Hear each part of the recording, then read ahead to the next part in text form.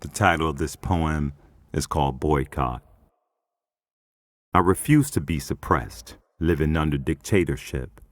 This is America, the beautiful, home of democracy, land of opportunity for the thrill seeker, become Speaker of the House, who leads to victory.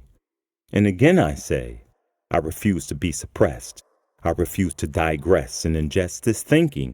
No way, Jose, after enduring so much pain, was a victim of suppression, couldn't even pronounce my name. For today I declare, stand for liberation, stand for something, lad, or stumble by the side.